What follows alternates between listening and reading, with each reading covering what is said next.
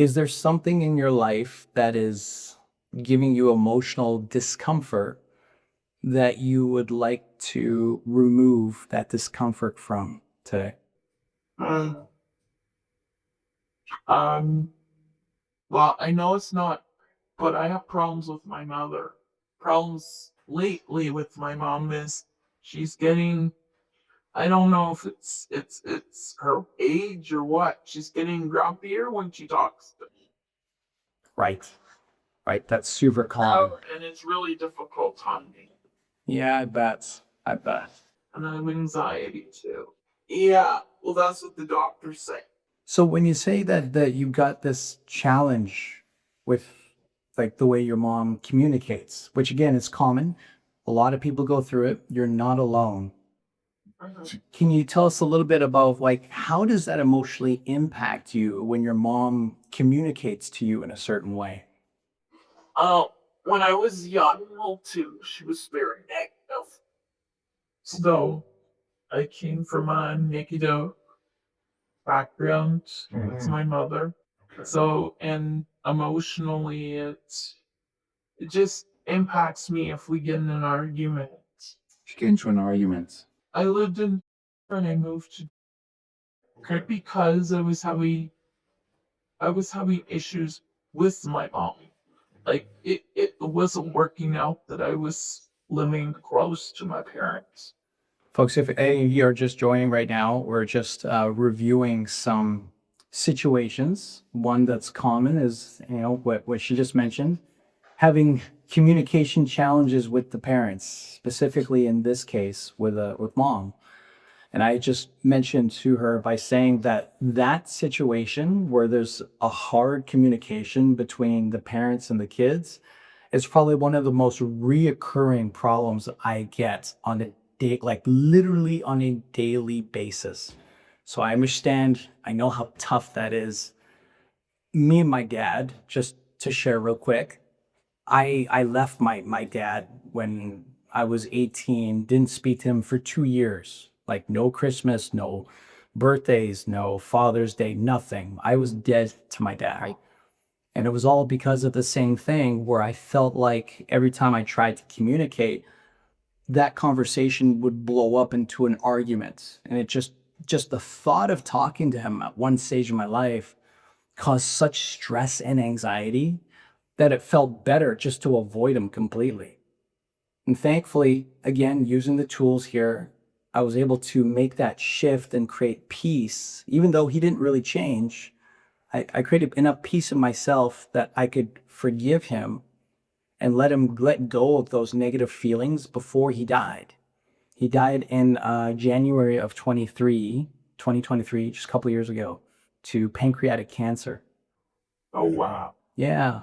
And so what that did is it allows me to have a certain level of peace of knowing that when he was gone, I was not holding negative feelings towards him still.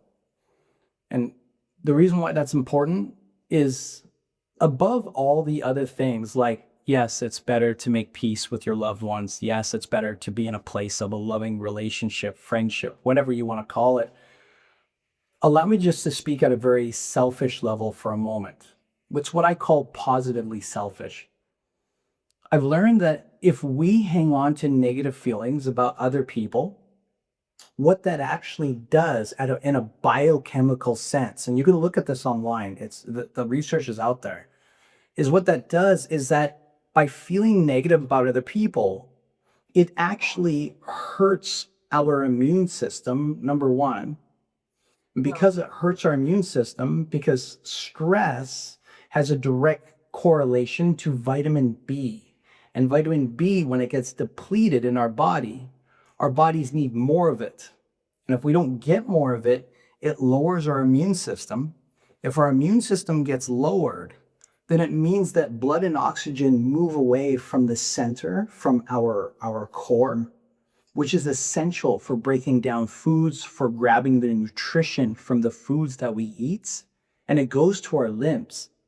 It goes to our limbs because our brain is constantly in this place of fight or flight. And so historically, our brains are designed to prepare us for battle or to run away. if there was like a, a saber-tooth tiger or something, like we still have the prehistoric part in our brain existent. It's still there. So if we're always worried or if we're always full of anxiety, all the blood and oxygen is here, and our bodies can't be in a proper position to fend off viruses and bacteria and all that other stuff that we got to deal with on a day-to-day basis. So it's super important to learn, again, at a selfish perspective, on how to let go of negative emotions when involved with other people. Because if we don't, we actually place ourselves in a position to get sick easier, to become weaker, to age faster. Like those are the things that we don't want to have, right? So I'm glad that you're bringing this up, because if you like, I can help you and demonstrate to the small crowd here on how shift work actually happens. Yeah? Yeah. Okay, cool. Cool. So folks, let me just outline what I'm going to do here is I'm going to help her using neuro-linguistic programming to release a negative emotion that is hurting her emotionally, that's causing discomfort, but can also cause long-term discomfort if it's not handled. It can cause us to feel weaker, to feel depressed. It can contribute to becoming ill faster, because biochemically, how we feel is in direct correlation to our biochemistry. So if we don't learn to ease our emotions, then we don't learn to take better care of our personal health. And they do go hand in hand. We want you to feel a little healthier. We want you to feel a little happier. And I think we can do that for you today. Okay? Okay. Okay. So let's get this show on the road. Let me just take it from the top again. What we're going to do now is I'm going to demonstrate to you, and I'm going to walk you through the steps of how we make an emotional shift. And when I say shift, what I mean is, if this is your emotional bucket or cup, if there's something in your life that's draining your energy, that makes you feel depressed or anxiety or angry or whatever that negative emotion is, just by thinking about it, by the time we're done a session, what usually happens is a person goes from feeling very low when thinking about that situation, all the way back up to what we call a neutral state, where they don't feel so negative about it, but it's not like they're like excited and feeling positive either. They're just in a place of stability, emotional stability, all the way to the point where they can think about that thing again, and not just think about it, but I'm talking about closing our eyes and being there, reliving that moment, and still feeling like, oh, where's that depression? I don't know. Where's that anxiety? It might be there still a little bit as like a reminder to not go through that again, but it's definitely not all the way down here, or that's usually when people start. Okay? I'm going to walk you through how we do that now so you can have a better understanding as to how NLP works and how it can help you if there's something you're going through as well. Okay. Ready to start? Sure. This is going to be easy. It's going to be really fun for you. Okay? It's going to be good. So again, without giving too much personal detail, because it's your private stuff, and we got to respect your privacy, and we do. You had mentioned in a general sense that there's discomfort when you communicate with your mom, right? Okay. And I believe you said the feeling is, there's many of them, but one of them is anxiety. Is that correct? Yeah. Okay. So when you communicate with your mom and you feel the anxiety, let's say anxiety is on a scale from 1 to 10, 10 being the biggest amount of anxiety you could experience. On average, how much do you feel before, during, or after you talk to her? 8. About 8? Okay. Mhm. So folks, what I'm doing is I'm getting a gauge of where we're starting. So when we're done the exercise, I can come back to her and ask her, well, how do you feel now? By the time we're done, we should notice a significant decrease in the anxiety. Do you have, like, let me ask you real quick, again, without giving any details, I want to ask that you try to imagine, if you'll allow yourself a few moments of discomfort. Allow yourself to think a little bit about some of those situations with your mom. Is there one image in your mind that stands out where it gives you the most amount of anxiety? You mean a situation? Yeah, something that you went through with your mom. I have gone through something with my mom Okay. And do you a year ago. a year ago? Okay. So when you think about that thing from a year ago, that situation, do you have an image of that, a memory of that in your mind? Okay. Mhm. So do me a favor, hold on to that memory just for a minute, because I'm just going to record some things for myself. Okay. Okay. So as you think about that anxiety regarding the situation with your mom, when you see it, can you kind of show me where in your mind is this image showing up? Like some people see it all around them, some of them it's like in front, some of it's off to the side. I still would say in the front. In front. Okay. We're going to make a switch now to help you begin the process of creating more self control so you don't have to feel so much anxiety about your mom, about that thing from a year ago. Yeah. Is that okay with you? Yeah. Does any part of you feel like maybe I don't want it? No, I'm fine with that. You ready to start with me? Sure. Awesome. Let's do this. Okay. So one more time, I'm going to ask that you just bring up that earlier memory. Do me a favor and just bring up one more time the memory from 1 year ago, the situation with your mom that used to make you feel this 8 out of 10 anxiety. You got Tell you what it is? Well, just, you don't have to tell me. Just bring it up in your mind. Let me know when you see it. Okay. And as you see it now, can you tell me how is it different for you now? It's a lot less. A lot less. Like a 2. So you're saying that your anxiety that was an 8 earlier feels like a 2 now? Yeah. That's a 60% decrease in your anxiety. Okay. And the technique part, you just did it in about 20 minutes? We're not even done the technique yet. You said that this situation with your mom happened about a year ago, right? And so now you're thinking about this situation. What do you feel now, one more time, as you talk about it? Better? And when was the last time you said you felt better about this old situation? Maybe never. Maybe never. How's it feel to make this kind of emotional shift so fast? Good?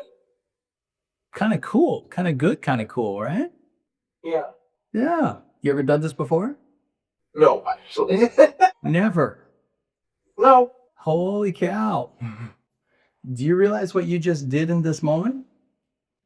Every time someone has a challenge, they try to solve it with their conscious. And if they don't get this, if they don't find the solution, it's because they're still stuck in their conscious thinking. What we did with you is we went to your conscious and I helped your conscious talk to your subconscious, the back part of your brain that's much bigger and holds all of your negative experiences and your positive experience from your past. All we did is we got this part of your brain to talk to this part of your brain, and we got this part of your brain to move some stuff around, like moving files in a computer. Yeah. And as a result, it changes the way you feel. One more time, from 0 to 10, anxiety, 10 being the most. I want you to try to bring up that image one more time of that thing you went through with your mom a year ago. What about? What do you feel? A 1. Now it's going down. It's going down even more. Yeah. What? So you're smiling a lot right now. What are you feeling as you smile? Happier. You're feeling happier. Yeah. And what are you imagining that's causing you to feel happier? I don't know. Virtual high five, my friend. That's awesome. Good on you. Folks, I want to say, number one, you're fantastic. You rolled through this so yeah, you're so welcome. That was so smooth. It was so simple, right? Yeah. Yeah. And you know what's really crazy?